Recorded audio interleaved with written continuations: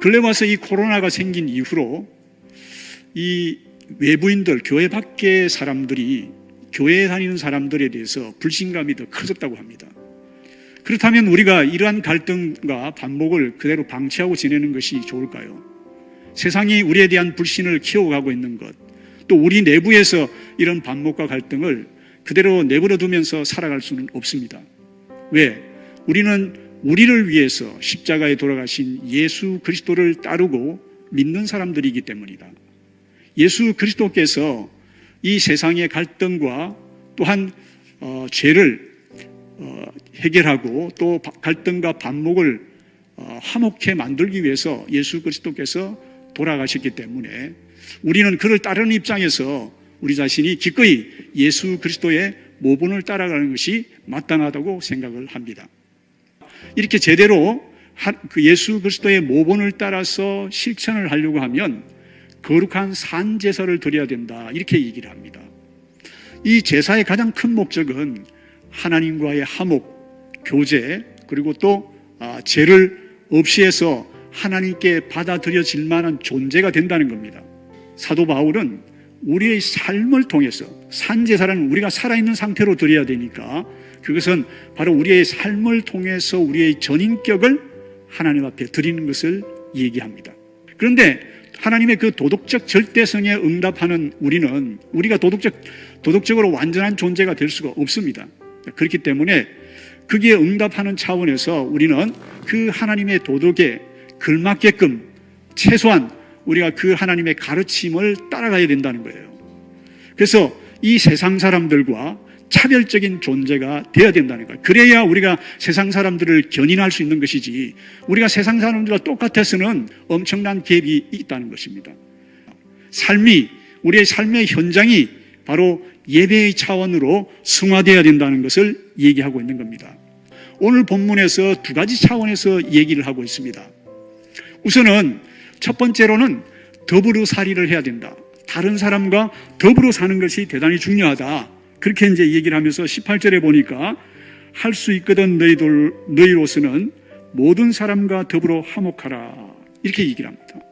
다른 사람과 화목하라는 겁니다. 이게 수없이 우리가 가르침을 받는 것이지만 우리가 잘 실천하기 힘든 것 중에 하나가 바로 이거예요. 왜냐하면 우리 모두가 다 배경이 틀리고 교육의 정도가 틀리고 생각하는 바가 다 다르기 때문입니다. 우선 그렇기 위해서는, 더불어 살이를 하기 위해서는 첫 번째 우리가 겸손해야 된다는 거예요. 한마디로 말해서 상대방을 존중하고 자기를 좀 낮춰라, 그렇게 얘기하는 것입니다. 우리는 우리 문화와 또 상황, 배경, 학력, 이런 모든 것이 다를지라도, 자기보다 못할지라도 그 사람을 예수 그리스도의 신앙 안에서 존중할 줄 아는 그런 마음을 가져야 되는 것입니다. 두 번째로 이 더불어 살이에는 바로 공감 능력이 필요합니다. 타인의 마음, 타인의 감정, 타인의 현재 상태에서 그 사람이 하고 있는 생각이나 감정을 내가 그 사람의 입장에 들어가서 느끼고 생각하고 인지하고 하는 것이 우리에게 절대적으로 요구되는 것입니다. 그런데 우리는 그리스도인으로서 여기서 한 걸음 더 나아가야 됩니다. 우리가 같이 아파하는 것에서 더 나아가가지고 특별히 이 아픈 자에게는 그 아픔을 극복할 수 있도록 희망과 소망을 줄 수 있는 우리가 되어야 되는 것입니다.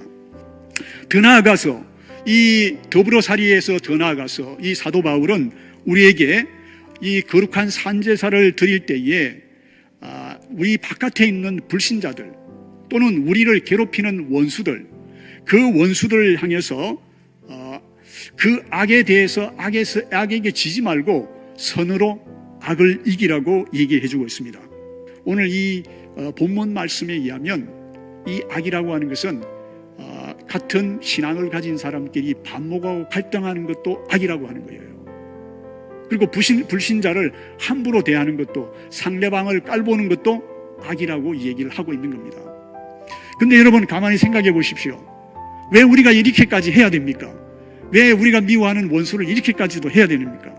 바로 그것은 아까도 말씀드린 것처럼 예수 그리스도의 희생과 부활의 능력 때문입니다. 하나님께서 이 세상에 악을 패배시키기 위하여 더 큰 악을 동원하지 않았습니다. 오히려 그 반대의 길을 가셨습니다. 자신의 유일하신 아들이며 최고의 선이신 예수 그리스도를 십자가에 희생시키셨기 때문입니다. 최고의 악을 최고의 선으로 갚으신 것 때문입니다. 부활의 주님은 여전히 우리가 그렇게 하기를 기대하고 있습니다. 그러므로 우리도 일상의 삶 가운데서 마주치는 갈등과 악을 최고의 선으로 갚도록 우리는 십자가를 져야 하며 부활신앙에 굳게 서야 하는 것입니다. 사랑하는 성도 여러분, 부활의 주 예수 그리스도를 따라 모든 사람과 더불어 화목하고 선으로 악을 이기십시오.